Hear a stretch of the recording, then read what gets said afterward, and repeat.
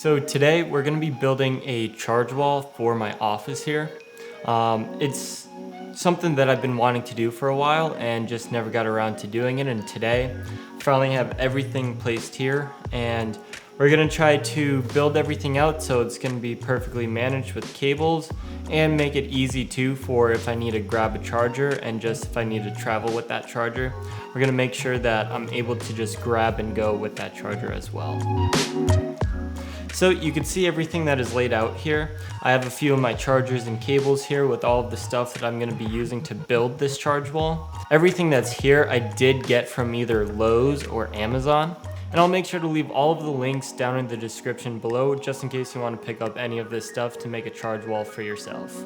So the first thing though that you're going to want to do with this charge wall is to actually get everything laid out and placed on here how you would like it. Having it all placed here and then having everything built on this before you actually put it on the wall is going to make your life so much easier. When you have this on the wall, you don't have that much space between the wall and the back of the board here, so you're going to want to build all of this out way before you put it up on the wall.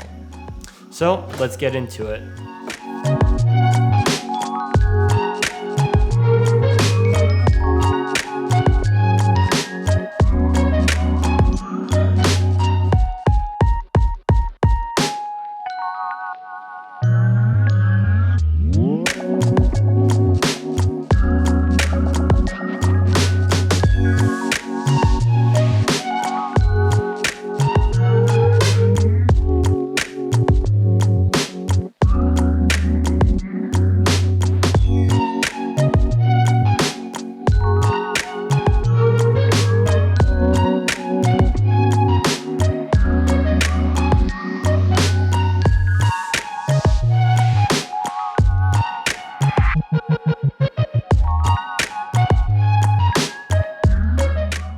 But just kind of taking you through the process here, it took me about an hour or so to get everything fully laid out onto the board and to just get the Velcro put up onto it and figure out the right placement for all of the different parts that I have that are going on here.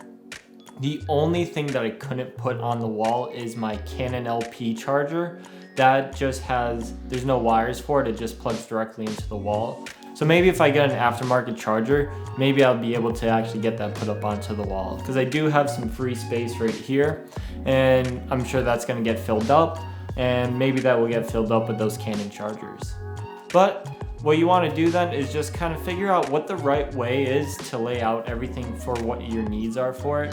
If you need to get more than just 2 boards, then go ahead and get 2 boards and get 4 maybe even so then you could have a big large square for the wall. It all depends on how much that you actually have and all the gear that actually needs to get put up onto the wall here. Now the benefits of having a wall like this is, in my opinion, it actually looks pretty nice up on the wall here. But the benefits of having this is just so then you don't have to fully take out everything all the time to charge it. You could charge everything in just one uniform place. So it kind of makes it easier for when you need to charge everything up the night before for a shoot. And it's just, you don't have to wait for something to finish charging to take that out of the outlet just to plug into the new thing. So having the charging wall is just a little bit more convenient, at least for my style and how I like to charge things up. I like to know that everything is being charged at once so I don't have to worry. If I have to go to bed, I know everything is plugged in and charging and it'll be fully charged for the morning of the shoot. So just taking you through the parts that I used for this build. The first one, we're just going to be going from left to right onto the board here. The first one here is this USB hub. It is 3 USB-Cs and 3 USB-As.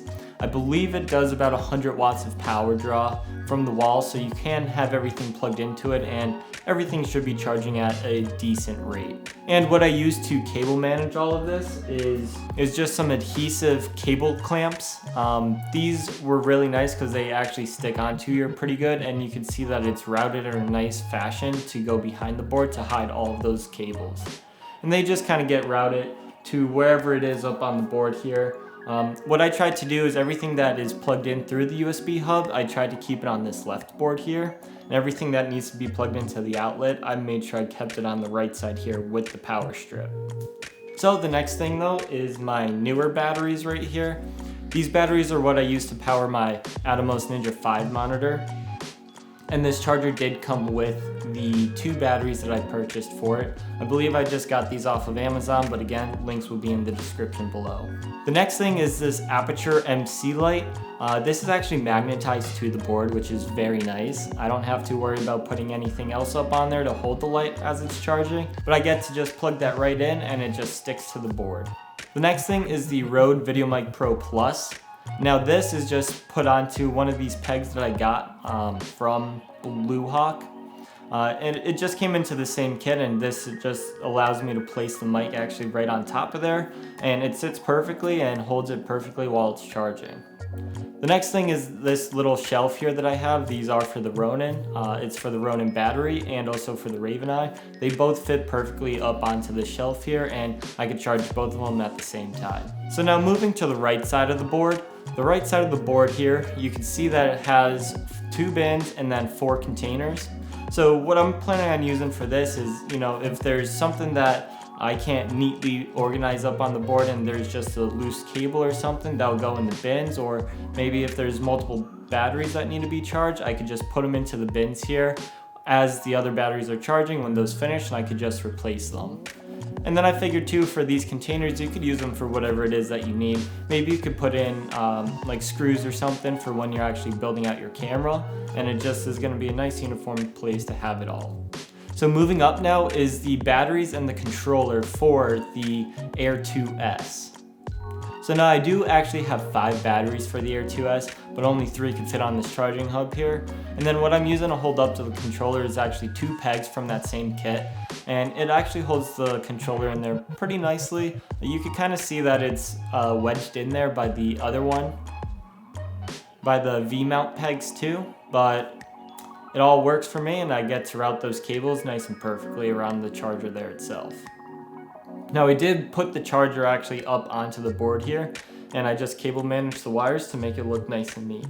And then the last thing that I have up on the right side here is my V-mount battery charger. Now again, these are just being held up by the pegs that came in that same exact kit. And for me, this is just working perfectly fine. I placed the V-mount right on top here, and there's no issues with the V-mount ever falling off. But I'm not using every single USB port or outlet that's on this power strip here. And the reason for that is I just don't have enough stuff to actually fully put everything into there, but maybe in the future as I grow and get more gear, then maybe that's going to change, and I will give an update on that probably in about a year or so on this charge wall. I really hope that you enjoyed watching this and got something from it. Again, if you want to actually get these parts for yourself to build your own charge wall, then they are going to be in the description below, so please go check that out. If you got something out of this video, please give it a like, consider subscribing, and I'll see you in the next.